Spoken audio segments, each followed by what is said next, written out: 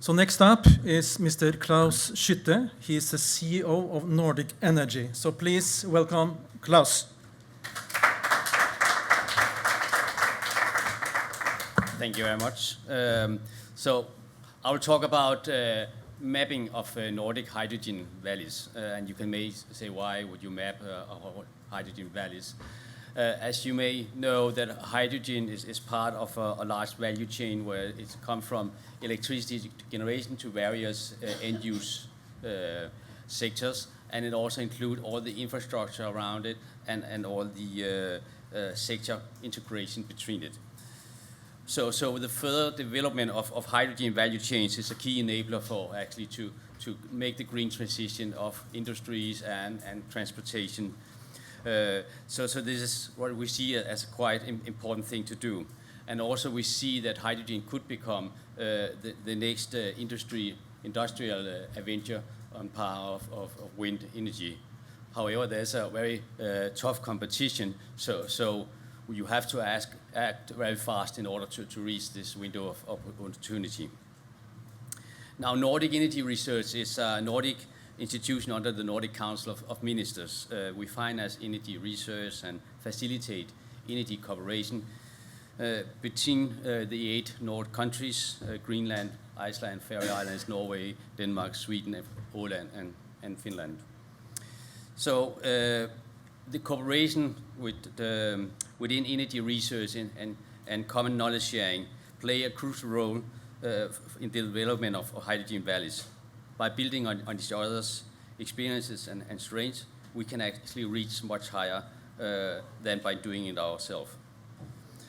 The Nordic countries, or the Nordic regions, we have a vision of becoming the most sustainable and integrated region in the world. The Nordic region is fortunate to have a very high ratio of renewable energy sources in our energy supply, especially within electricity and heat. At the same time, we have a very strong history of energy cooperation between the countries. So therefore, it's obvious also to look for Nordic solution for hydrogen.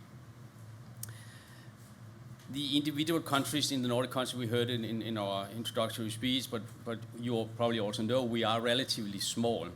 But as a region, we are the 11th largest economy in the world, on the same magnitude as Japan. So it also means that together as a region, we actually have the critical mass to lead the green transition. And we are very well equipped. We have very strong and good energy and climate policy. We have industrial partners on task. So we are developing hydrogen valleys in the Nordics. So today I will talk about a study we have conducted. And I think this is a very timely study. What we have done in this study is we have made a knowledge platform for making the right decision, for exchanging experiences among Nordic stakeholders, and also to promote and enhance the Nordic strengths within the hydrogen value chain.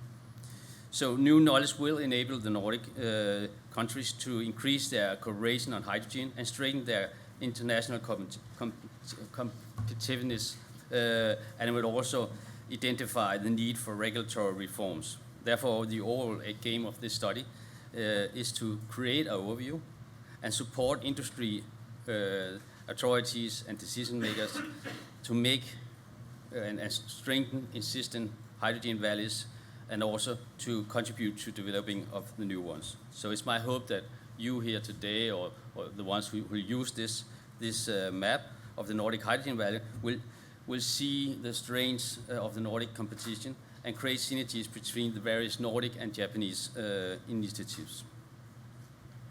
So the study was, we were using 5 different approaches to conduct this study. First of all, we defined what is a Nordic hydrogen valley and mapped the one that we could find, or the ones that is actually out there already or are in the planning. We also created a digital tool for the mapping, so you can actually go and look at it. And then we made some case studies. One of them was analyzing hydrogen potential for Arctic maritime transport. I will not talk about that today, but just to say it. And then we also say, so why is it going like it's going? What has been the drivers, and what are the barriers for for Nordic hydrogen values, so you can actually also use it as a policy tool. So first of all, in the definition, if I use the structure I just showed, in the definition of what is a Nordic hydrogen value, we put up 5 different criteria for defining a Nordic hydrogen value. Of course, the word Nordic means that it should be geographically located at least one Nordic country. So I have up here, you can see the first one. And being a value, it should also include at least 2 steps in the value chain. And then we also want some certain capacity, some certain size on it. So we defined that the hydrogen production capacity should exceed 500 ton per year. And then it should also not be just a demonstration plant, but it should actually come out there as at least being in the feasibility study, so we can actually see it's something that's going to happen. And finally, it should at least supply at least 2 of the end-use sectors, so you can see it's not only for one single purpose. So this is 5 very tough criteria, and also means it's hard to find many of them today. So we also made a soft definition that we call hydrogen hotspots, where we say, okay, it still has to be in the Nordic country, of course, since it's a Nordic hydrospot, but then just fulfilling 2 of the others, and then we call it a hotspot. Just also to introduce the digital tool that we used, we designed the tool to say, okay, it has to have a Nordic perspective to make this unique for the Nordics. So this is Shine Through, so it takes all what is Nordic, what is the Nordic strengths of it. We will also like it to have the information shine through, meaning that this is an interactive tool, so you can look at the data from different perspectives. So you can go in, play with it, you can play with the map, you can play with the data, and then use filters so you can actually say, find the data you need for your purpose, so it's not just a one time. And then we also wanted to be the state of the art, actually show what we have, meaning that this is the data we had last year, but we can just update it when we have time and money for it, and then have it being updating continuously.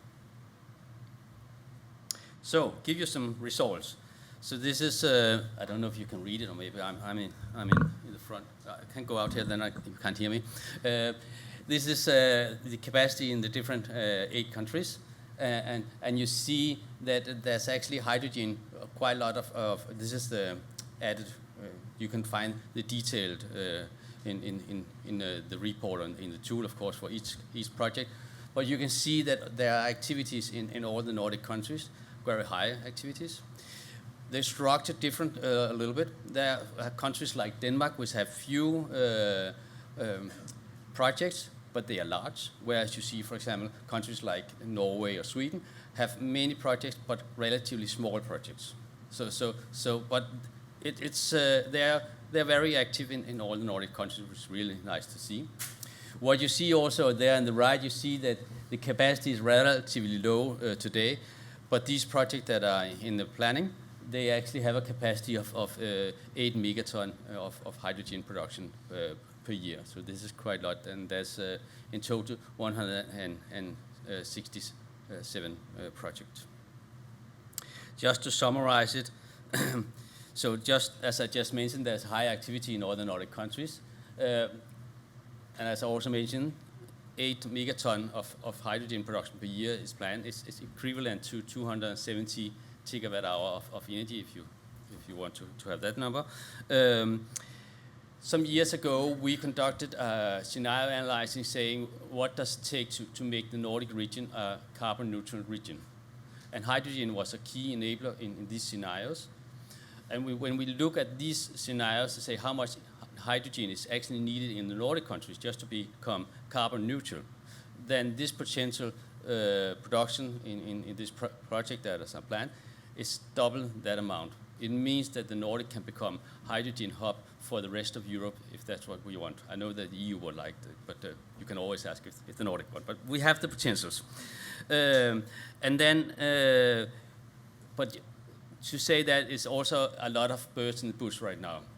Only 0.2% or 2 promille of the the plant production is actually up running today. So it's not very much that is in operation today. And only 1% of the capacity is under construction. So there's still a long time to go, but the plans and the ambitions are there. And we also see a lot of the project is using the synergy between being in the Nordics, where you can actually cooperate and use this synergy to make it much more efficient. So again, go down to the tool if you want details. I would just also add to my presentation some of the regulatory issues that we find, drivers and barriers. Again, there's a long list. I just took here 3 of the main drivers and barriers to illustrate it. One of the reasons why in the Nordics are so in front of hydrogen is that we have a lot of access to renewable energy production, means that we have the energy needed to do it. We have a very good policy support, at least on a general level, that has facilitated this.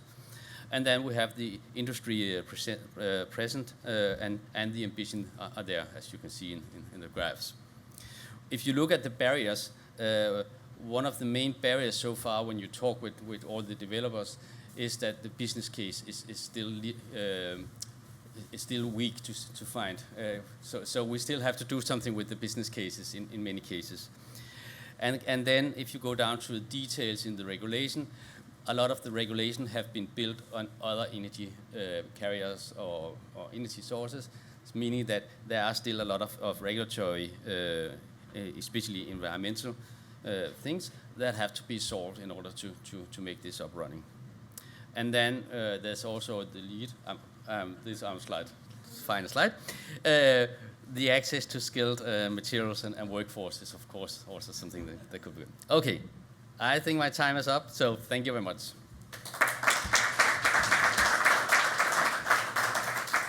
Thank you very much, Klaus. I think I used the word holistic to the presentation James gave, but I think that also complies with what you now showcased on behalf of the Nordics. And I think why the Nordics, I think that came through. But I have another question to you. You know, how does the Nordic values influence the development? I mean, what values are essential to be aware of foreigners that want to do business in the Nordics? Yeah.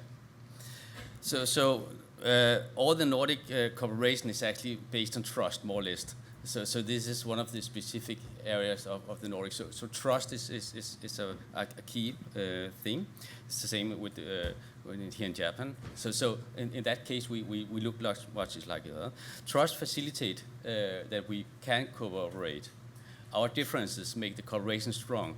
So when you look at the Nordics, we appreciate each other's difference. We appreciate the Norwegian have a lot of hydropower. I'm very happy to hear that. What so did you say? We can repeat that, Klaus? No. That's okay. Just kidding. Yeah. So that means a lot. Yeah, and I also want to share a saying that we have in Norway, and I think that goes for the Nordics as well, as a whole. We cooperate when we can, and we compete when we must. Yeah. Thank you very much to Klaus.